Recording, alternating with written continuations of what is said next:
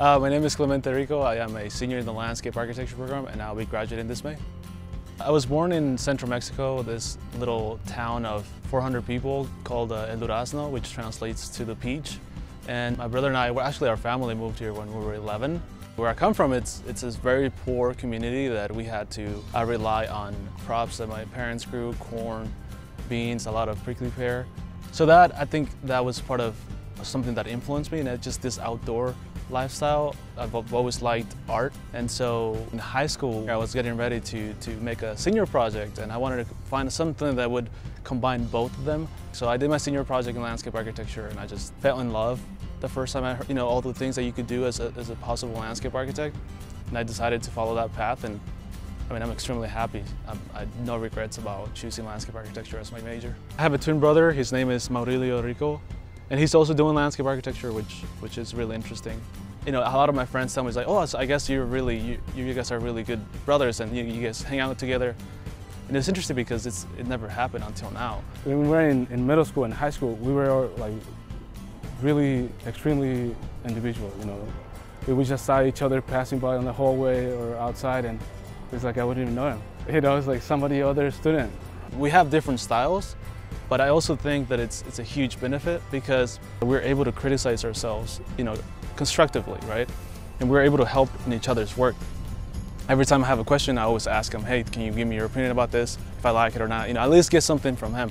And I also do the same to him. I give him maybe more than he actually asks for, but I always give him a lot of help for his stuff too. So it's been actually the best experience that I've had in my life. First of all, my brother and I were the first generation, so the highest level of education that my family have is elementary school. So the fact of graduating from middle school was a milestone, and now that we're graduating from university, it's something that personally I never expected, but I'm extremely privileged that I had the opportunity, because without the help of scholarships, I don't think I would have ever actually been in school or here at university. One of the things that I'm really grateful about my parents is that they don't care what we choose or how we want to do in our lives. They only care about if we're happy, If that's something that we enjoy, they'll support that. They're not pushing us to become somebody that they want us to be. They're supporting us in any way, in any direction that we want to choose, in any mentality that we want to take. I first met Clemente. He came into my office hours when he was a sophomore because he wanted to talk to me about social justice. He had wanted to figure out how to integrate social justice into landscape architecture. All my designs focus on promoting social and environmental justice, promoting this equality that good design should be for everyone. When I heard about social justice was my sophomore year in Rebecca's class when I took history about this famous landscape architect, Garrett Ekbo. And when I heard about social justice and how do we use landscape architecture to promote this idea, I got inspired from there. And I've been reading about Garrett Ekbo. I've been reading about other landscape architects who also or did promote social justice through design or through advocacy. And I'm following their steps, and I want to see if I could do the same thing or even more.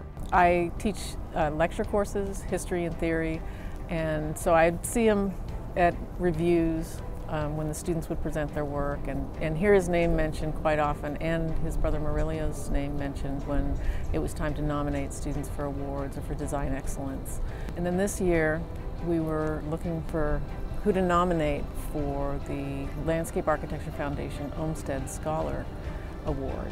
The Olmsted Scholar Award recognizes students that not only are promising as professional landscape architects, but also as thinkers and potential leaders in the profession and in the community.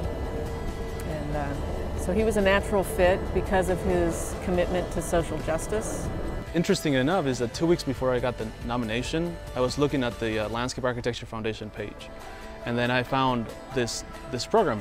And I thought it was really interesting, but then I found out that the only way to apply is that you have to be nominated by your school. I was like, oh, I guess I can't do anything about it. And then I got an email from Rebecca saying that I was nominated for the Olmsted program, which was really, really interesting because I never expected something like this. Then I did the application and I worked with Rebecca, and thanks to her, I think, and thanks to other people who helped me with write my essays and come up with the perfect packet for the program, I was able to be selected as one of the finalists, which I'm extremely happy. When I got the call, I just couldn't believe it. I don't think I've ever been that excited for something, which was really, really interesting, and I'm extremely happy. There's this dinner in November that they're going to have in Denver, and I'm invited, so I'm definitely going to see other scholars, and, develop a network, which I think is one of the key points of being an Olmsted Scholar, is developing that network which will help you in the future.